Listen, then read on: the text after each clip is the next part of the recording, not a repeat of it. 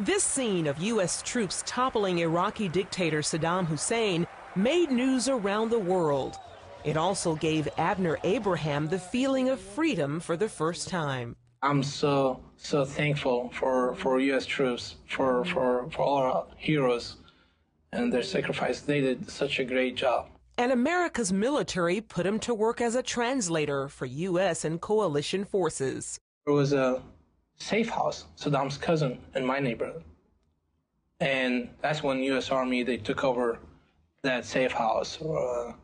Next day, I walked to them. I said, hey, I live here, and I know the area, and I speak 50% English, and I'm ready to help your guys somehow. And they said, yeah, sure. That help also made him a target of the Taliban. I didn't want to put my family in risk and dangers.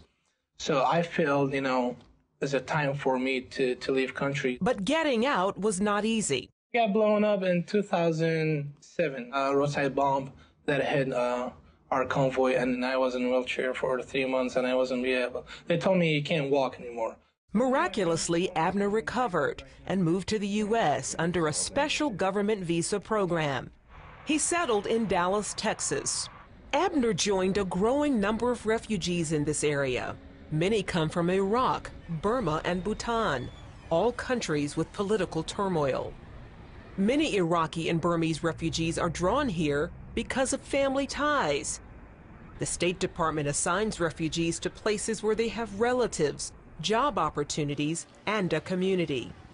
Many of the refugees in the Dallas area are housed in this apartment complex, which is made up of various ethnic groups from different countries. Refugees from more than 31 language groups live here in Vickery Meadow, just east of Interstate 75. Leaders from Northwest Bible Church saw the many needs of refugees, from learning English to how to install a child's car seat. Here, you have to go get your Social Security, driver license, get a car, and an apartment. Northwest Church established a number of programs where refugees learn marketable skills, such as sewing. Women from Iraq, Burma, and elsewhere meet once a week to sew purses that they can sell to make money for their families. If I go somewhere in the bush of Africa, if I go somewhere in Southeast Asia, that's missions.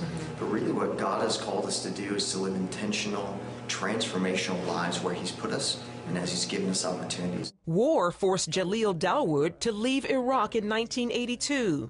Started from nothing, from a little bit with two brothers ahead of me, was almost also nothing. But the Lord is gracious and learned more English, learned about life. Today, he pastors Dallas's only Arabic Bible church.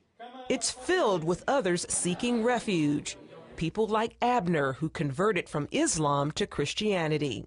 He credits Jaleel for helping him grow in his faith. Jaleel, he was always there for me, discipled me, and answered my questions. And I'm so thankful to him for being there for me. Jaleel points out that government assistance for refugees ends after about 6 months.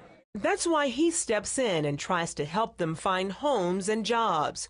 He also believes the church can do more. We need to love those people, we need to serve them, and we need to get all the churches involved in having programs to educate the church about the religion of these people, the background of these people, and how to reach them for Christ. I fell in love with Jesus because the way how He is, love, grace, freedom, happiness, joy, everything. I call it Jesus package, by the way. When you open it, you find everything in that package. Charlene Israel, CBN News, Dallas, Texas.